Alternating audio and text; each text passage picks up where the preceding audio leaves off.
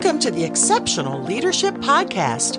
I'm your host, Anita Brooks, and here you'll find teaching topics, interviews, conversations, and coaching tips, all designed to help you level up. We all lead someone. The question is, are we leading well, exceptionally well?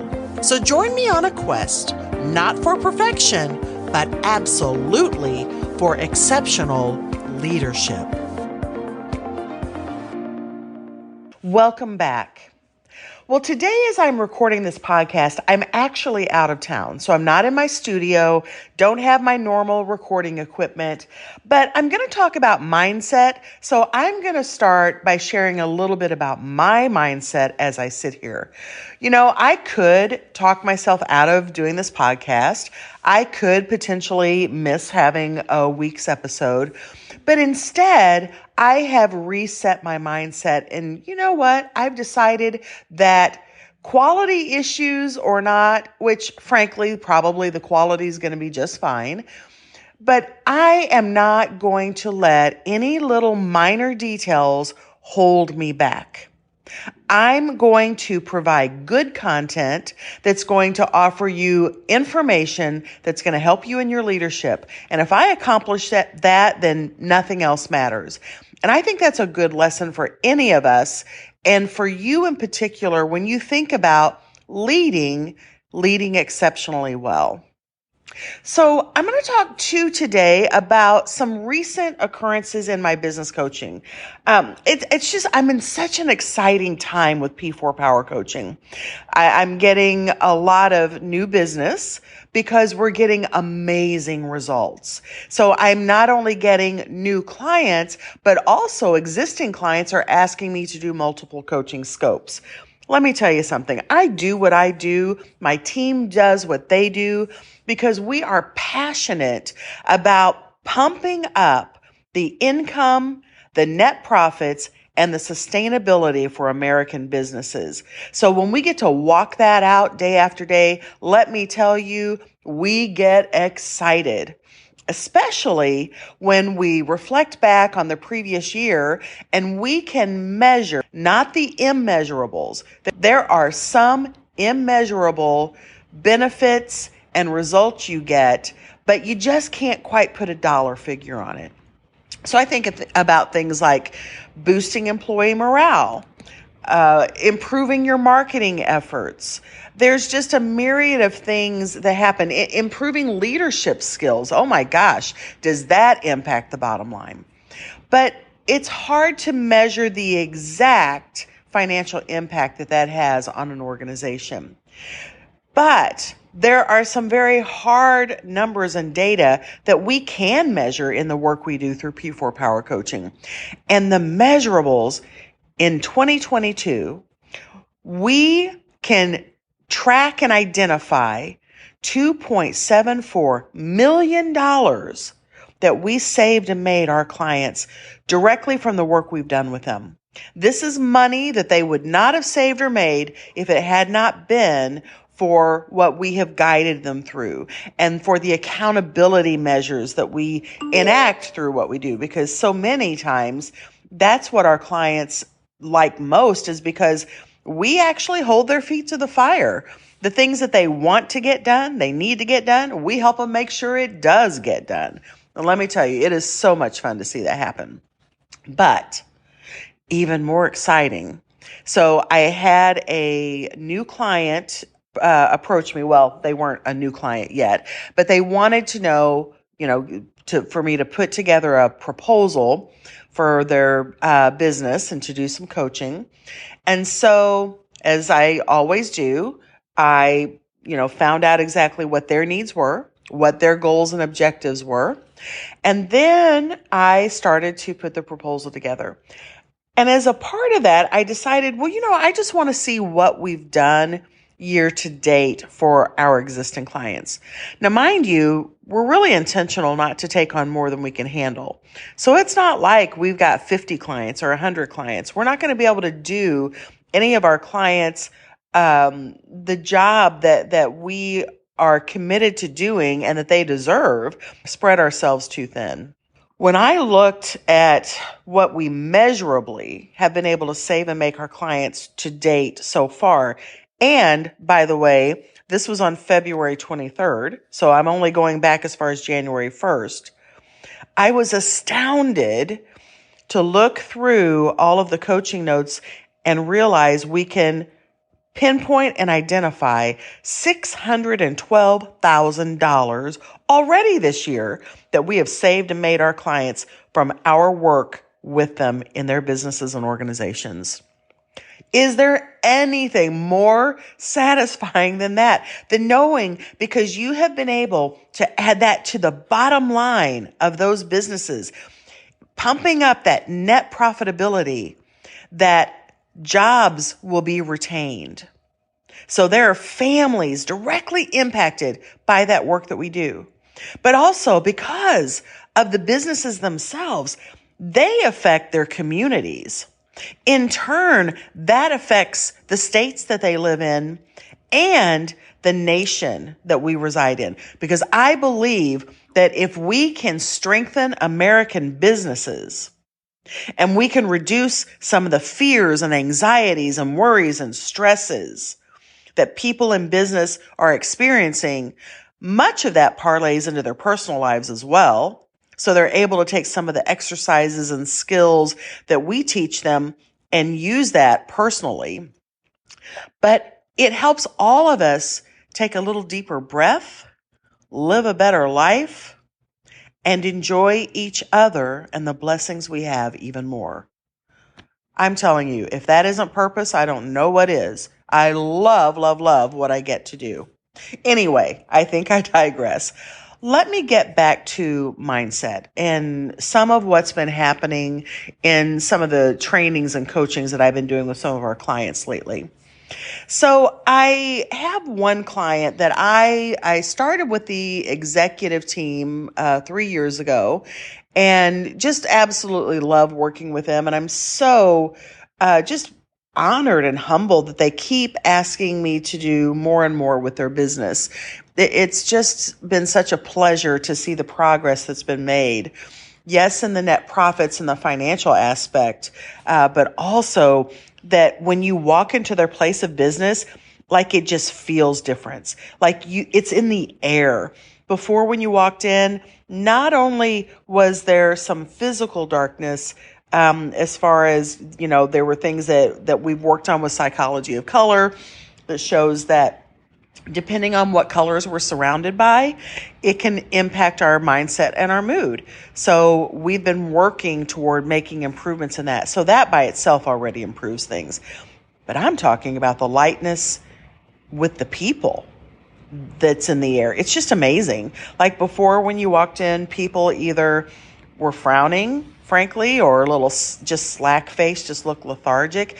And now, like, honestly, I get to the door and whomever is opening the door, so it's a locked, secure, very secure facility.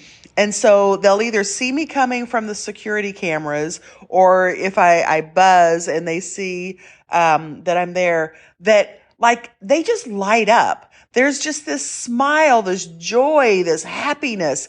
But it's not just me. I've actually seen it happen for other people that have come into their place of business too. And I'm telling you, that was not the mood and the welcoming attitude that was there before. And not because anybody was bad. I mean, it's the same people. It's just because the culture, the environment had become very dark. And so through the work we've done, it's been so amazing to see that mindset shift and see people just naturally enjoying their work more. And let me tell you, there's plenty of studies out there that show that when people have elevated moods, when they are happier, that their productivity, their performance improves, and so do net profits for businesses and organizations. So it's just so much fun. Anyway, so as I am smiled and welcomed into this business, I go in and they've asked me, in addition to some of the other things that I'm doing, to work with some newly promoted folks. So this is their first time ever in any kind of a leadership position. And so, as you probably know, no one really formally trains you for leadership as you're growing up. As in your home, most of our parents didn't teach us leadership skills per se. Now, they may have modeled some of that, and so we picked some of that up, but it wasn't like intentionally or formally taught. And the same thing in our schools. There's not leadership classes very often. And even those that exist, I can tell you so much, they miss what happens and what we need to know about leadership in the trenches. So I often am asked to do basic leadership training, which I love. So I'm working with this small group of newly promoted folks.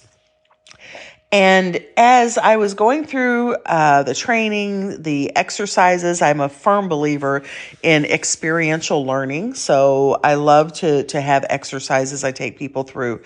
There were some things that we identified, and I think this might help any of you who are listening when you consider your leadership. So as most of you, if you've been following me at all, probably already know, I am a certified certified personality trainer. And so I use my personality program, P4 Personality Perspective, as the foundation and the basis for everything that I do. And so every person that works in these organizations, I actually have them do an assessment. And it's not always necessarily for individual conversation, although they get plenty of education and learning and insights about themselves as individuals, but it's more about the team dynamic. So how the personalities of the team are impacting what's taking place, and frankly, looking at that and seeing what untapped potential are we missing out on. So with that, these folks had all already taken my P4 personality perspective assessment. And if you want to do that, by the way, it's free. There's no strings attached. We're not going to try to sell at you, but you can go to anitabrooks.com, ANITABROOKS.com, and you can just do the assessment there. It's free. It'll tell you your numbers at the end of it. And then you'll get like a short summary of information where you can learn more about each of the 4 basic types and what it means for your primary and secondary. That's going to be your 2 strongest numbers. But these folks had already taken the assessment, so I knew I had some very distinctly different types of leaders in the room. So I have some who are peaceful perfect. So peaceful perfect means that they're all introverts. It means that they want to help people. They're really driven and motivated by that. They're really good mediators. But they also, in leadership, will struggle to hold people accountable.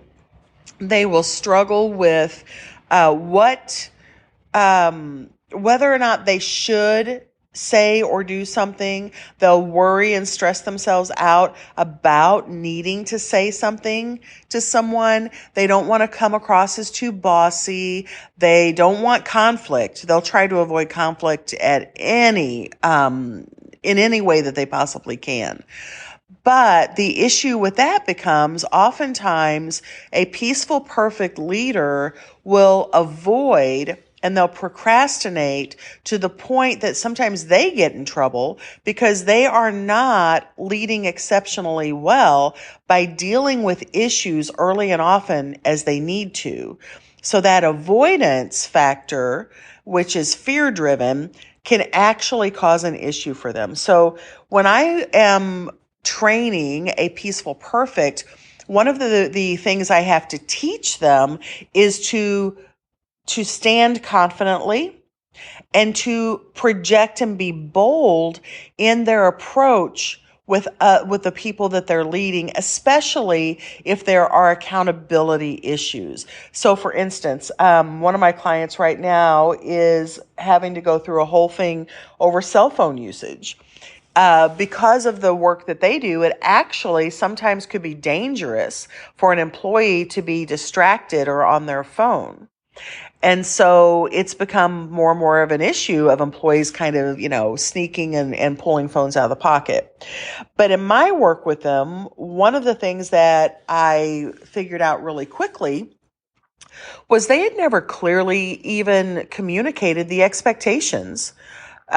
Leadership just really thought people should know that. They made an assumption, but it's a dangerous assumption. In reality, leadership has a responsibility to make sure that they communicate what the expectations are. So very quickly, and we literally did this in about a 30-minute span, we hashed out all the details and information that they needed to put into a communication about cell phone usage. And so as a result of that, we identified a champion in the leadership group who said, I will take on the responsibility of getting this typed up. And so the next day, I actually had to go back to their place of business for some other coaching and training. And when I went in, that leader, that champion, had already followed through on their word, which is something else I teach, execution. But he had executed on that. And so he already had that first draft. And myself and another leader, we sat down, we tweaked just a couple of things because mostly it was really good. And those changes were made. And literally by that afternoon after lunch, they had communicated this company-wide. So in the morning, they called the mid-level managers and frontline leaders together, and they reviewed everything with them on the expectations. They had a healthy discussion, allowed questions to be asked, and then that helped those frontline leaders and managers to get really comfortable and confident with it so they could then communicate this to the rest of the employees. And as I often teach, so there was verbal communication, but it was supported with a written document, another form of communication for employees to refer back to. That does two things.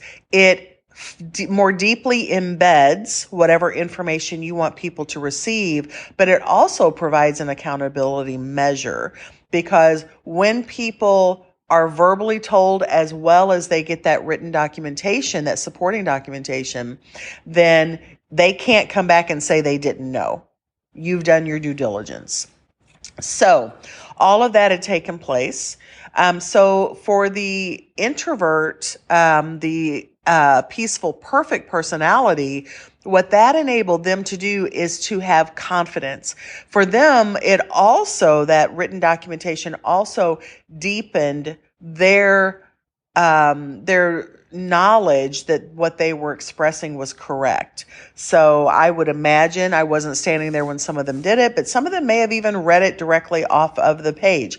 That's fine if that's what works for them, but it also strengthens them as a leader. And so for the leaders that I was training within that room that day, one of the things that I encouraged them to do is to raise the decibel of their voice and add strength and confidence. Even if you have to fake it till you make it, but add strength and confidence to your voice so that the people you're leading take you seriously, because that can be a big issue for those of that personality type in leadership.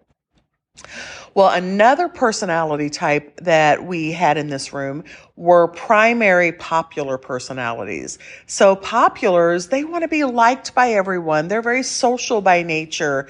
And so they don't like it when people are upset or mad at them. And that can get them in trouble in leadership, because sometimes they spend much more energy trying to be a friend to those that they're leading instead of taking on the responsibility and the role they're really being paid for, and that is to lead. And sometimes when you are leading someone, it can't always be friendly. Sometimes you must be fair. Must be firm. And sometimes you must hold people accountable. And so, yes, that's not that's not going to be one of those things that some people are going to be like really excited about. And they're not going to look at you necessarily as being their friend if that's taking place. But you know what? That's what you're paid to do. You're paid to lead people. That doesn't mean you bully. It doesn't mean you get overly emotional and scream at people or raise your voice at them. But you do need to be firm, and your voice needs to be confident when you are speaking, giving instruction, asking someone to do something, but especially if you are holding them accountable. So this personality actually needs to sometimes lower the decibel of their voice, keep a more even, professional tone to their voice, and not let too much emotion come into it. Because if you're too emotional when you express something, actually that can create like inner angst and anxiety in people. Sometimes we don't realize how emotional we come across. And if all people hear subconsciously is your emotion, that actually triggers emotion in them, and it can cause them to tune out and not even hear what you're saying. So if you are an emotionally driven personality, especially a popular driver, keep that in mind. So that's one of the things that I had to talk to those of that nature. But another thing we had to cover with them is time management and organization, because this is a common challenge for popular personalities. So their mindset needs to be that I have to be very intentional about my organization and about managing my time. So I gave the populars in the room, just a couple of quick tips. Use some of the free time management apps that are available. My goodness, we live in a world where we have smartphones, and you can get free apps that can help you manage your time. One manager, I got a kick out of him. He said, I have this thing where he goes, I write notes all the time and lists. And I said, well, that's good. That's a good way to keep track. He said, yeah. He said, you don't understand. He said, I have dozens of notebooks scattered all over the place, because I'll start writing a list or making notes about important things, and then I'll lay my notebook down somewhere and I forget where I laid it. And so then I have to get another notebook and start again. And he said, I have drawers, desk drawers, and filing cabinets, and I have these notes all over the place. Well, we talked about that to come up with a simpler way where he could manage that. And because here's the thing, talk about a time suck. How many hours in a month and a year is this guy losing just trying to look and find the right list? Having to now go through dozens of notebooks and try to figure out which one it is, before, frankly, probably at least 7 times out of 10, he just goes and gets a fresh notebook, which doesn't really accomplish much either. And it just keeps a lot of chaos and disorganization in his world.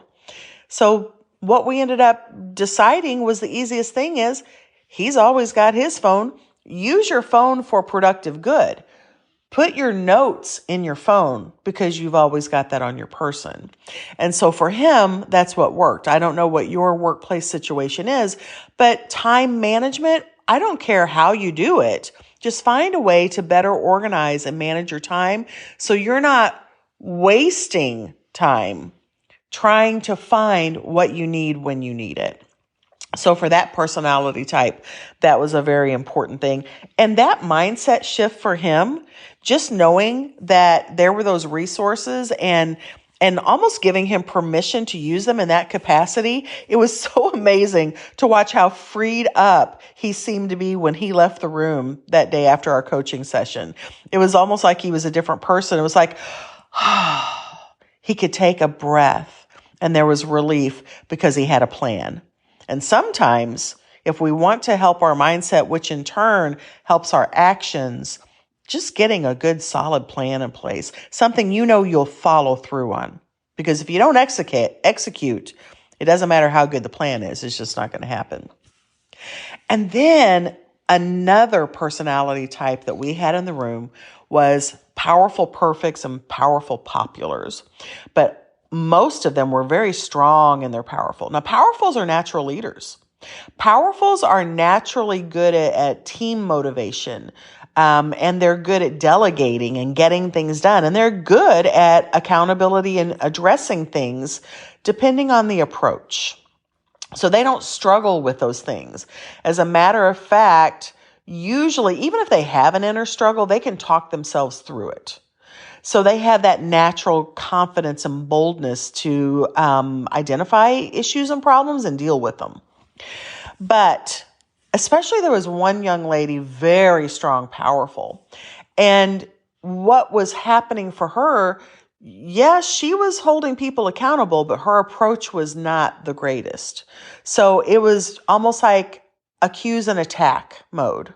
Well, not almost like, it probably is, but accuse and attack. And so one of the things that we identified, and we ended up talking about some efficiency issues too, because I focus a lot on efficiency, was that people were actually wasting their time and creating more time suck, more invisible drains, because she came across as so intimidating. They were avoiding her, and they were actually going to one of the popular managers because he was easier to approach. So, by the way, do you pick that up? It's not gender related, it's personality related.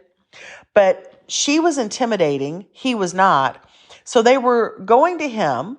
And so it was adding more to his plate, which, by the way, was overflowing already. He didn't have time for this. But being popular, he didn't have the heart to say no either. And so they were constantly going to him, and he was having to be the middleman and relate for the employees to this female manager who was very strong, powerful. So there were a couple of things that I ended up telling them that I thought would help. Well, I know it will help because I've done this type of thing before. But one is for the popular manager, I told him, I said, when you leave this room from this moment on, I want you to refuse to let people use you to be their middleman because you don't have time for it. And frankly, sometimes when we use a middle person, there's information that gets lost in the translation, in the pass through. It's kind of like that old newspaper game. You know, if you tell one person, but then they turn around and relate it to somebody else, it's amazing how much detail is missed, or some things get altered or changed just a bit. No one does it intentionally, but it just happens. So in this case, what I encouraged them to do was that the popular manager, when someone came to him, I said, you don't have to be mean about this, but just simply say, hey, I understand what you're saying, but I need you to go to, and give the appropriate name of that person. And I said, and some people will be resistant and they'll push back but they'll just do it by continuing to almost ask the same thing or tell the same thing over and over. And your response, I don't care if they come to you one time and say it, or if they say it 10 times, it's always going to be the same. Very friendly, but very firm. You know, I understand, but I still need you to go to and whomever that appropriate person is. And then for the powerful manager in this situation, what we had to talk through was her taking a deep breath first off and reminding her that her job, her first role of responsibility when people came to her, was to listen, slow down, because when you talk really fast, and by the way, powerfuls have a lot of emotion in them too. It comes across different, like a different type of emotion than in populars. Populars emotions come across as really excitable and breathless and oh my goodness, and sometimes dramatic.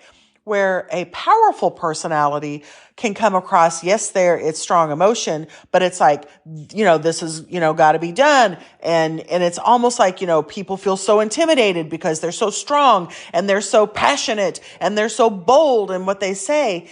And you can almost hear even the difference in the way I express that. Well, what I told her, slow down. Listen more. Remember, God gave you 2 ears and 1 mouth for a reason. Ask questions, but not the type of questions that come across like you're interrogating someone, but just ask questions and then close your lips. Don't interrupt them. Don't cut them off. Oh my goodness, do not tell them what they're thinking. I'm telling you, she laughed when I said that. And she said, I'm guilty of all that. I said, that's the way most powerfuls are. But I said, if you will work on this, and it's going to be hard, any of these things that are not natural to our personality, we're going to have to exert more energy to do it. But when we do, it pays off in dividends. And so I told her, I said, when you listen more and you don't cut people off, you're going to be surprised at what you may have been missing. And I said, the more you become approachable, the more you become an exceptional leader, the more you're able to more readily and quickly identify issues and problems. But you're going to have to exercise patience. And exercise means practicing it over and over and over. And I told her too. I said, but I can tell you from my own experience, it is hard in the beginning. Sometimes you just want to be like, hurry up and get to the point. But you can't do that to people. If you're going to be an exceptional leader, you have to allow them to express themselves. You have to hear them. You have to listen to hear them fully so you can get a grasp of the entirety of the situation. You have to ask good, wise questions, but in a way that doesn't come across as intimidating or aggressive. And when you begin to do that, you'll be amazed at how much more quickly you're able to get to resolution, because you think you're saving time by pushing people to think and move faster and talk faster. But in reality, you're costing yourself time, because when they're caught up in the emotion of that and their fear and their anxiety, then that can actually slow things down. The perfect personality, that perfect driving personality, something about you and leadership as well. If that's you, one thing you need to keep in mind too, and this is something that when I'm doing this basic leadership training that I'm teaching, is remember that sometimes your matter-of-factness, your attention to detail, there's a couple of things that I want to remind you to guard against. The matter-of-factness, and you can sometimes just come across as very monotone, that can feel very unemotional and very, what's the word I want to say? Disconnected, disinterested, disengaged with other people.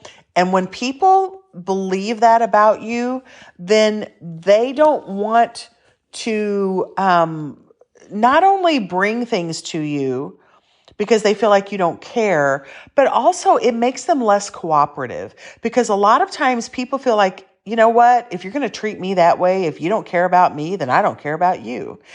And it's a really subliminal thing. It is an invisible drain, but a lot of perfect personality leaders don't understand that this is really kind of rolling beneath the surface, and it's undermining their ability to lead exceptionally well.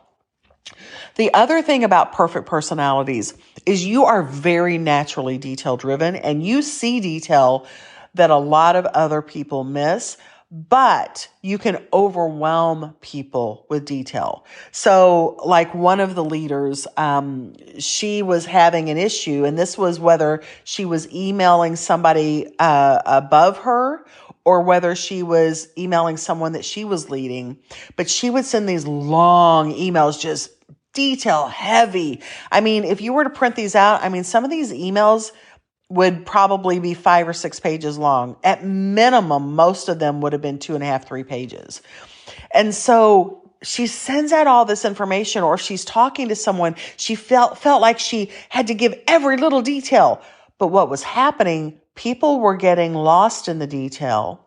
And so they were tuning out after a paragraph or two, and they weren't fully getting the information. So one of my suggestions for these perfect, driven personality leaders was to make sure that you're just highlighting and bullet pointing very concise and short bits of detail, and remembering you don't have to give it all at once. Sometimes just give enough to get things started, and then you can add layers of detail later. But if you try to give it all at the up front, then what's going to happen? You're going to lose people, and you're not going to accomplish the leadership goals that you have. So All of that, these are just things that specifically can help different leaders in different ways. But going back to the mindset, also, every one of these leaders is going to have to exert energy to make these changes that seem to go against the grain of their natural personalities. But exceptional leaders don't dig their heels in and go, well, this is just how I am, and people just need to accept it. No, what we do is we put other people's needs above our own. We change that mindset and we say to ourselves, I'm just going to have to put a little more energy into this so that I can meet the needs of the people that I'm leading. Because at the end of the day, leading people is your highest priority job or task that you have. So whatever it is that you need to work on, whether it's holding people accountable and struggling with that, or whether it's needing to kind of rein in the detail and having some struggle with that, whether it's wanting to be liked so much and wanting to be people's friends that it gets you in trouble as a leader and you need to work on that, or time management, or whether it's the fact that sometimes you can be so focused on the goal, the objective, the mission, that you push people too hard, too fast, and they can't keep up, and you need to work on that. Whatever that is, it all starts with your mind. And you can approach these necessary changes with a sour mindset and grumble and complain internally about having to do this. Or, as I reminded this group the other day, you can say this, I get to. Because here's the fact. Whatever your personality, when you're in a leadership position, that is an honored and privileged role that you should approach with humility. We get to lead other people. There are a lot of folks in the world who would give their right hand to have the positions that we have. So instead of being sour about it, being bitter about it, about the things we have to do, turn that mindset upside down and say, I get to, because that is fact. You get to do what you do. And as I reminded this leadership group that I was teaching basic leadership skills to the other day, not only that, you get to do it because you're able to. There are some people right now who are bedridden. They can't get up and walk. They can't see. They can't hear. They are so sick in this moment that they cannot even think clearly. Do you not think that those folks wouldn't trade places with you in a heartbeat to be healthy and strong and have that job and that ability to affect lives, frankly, in positive ways if they set their mind to it? They would. So you get to do it because you're able to do it.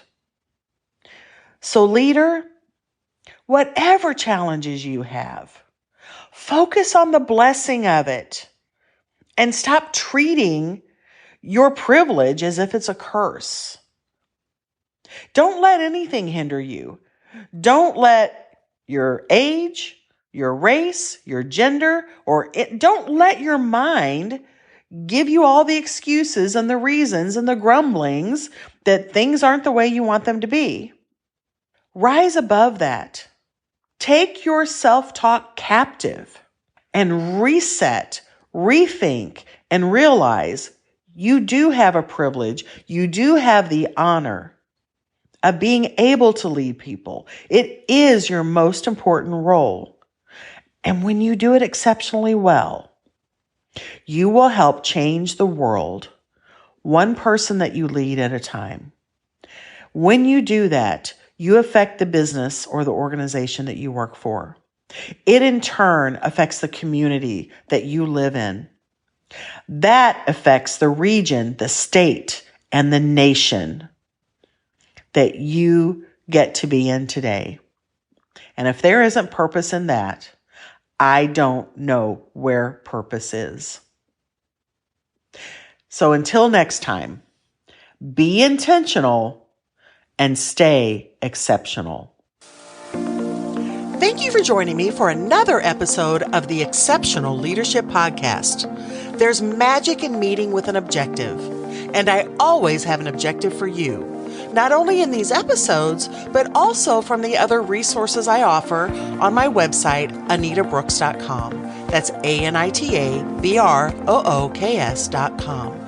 There you'll find information on digital courses, webinars, books, workbooks, of course, my in-person P4 power coaching for businesses and organizations. And if you need a speaker for your conference or your strategic retreat, I'm your gal. But I'm also excited to let you know about a new service that we're offering. For less than half the price of a daily Starbucks latte for a month, you can join our P4 Power Coaching community. This is a monthly membership where you'll get insider tips.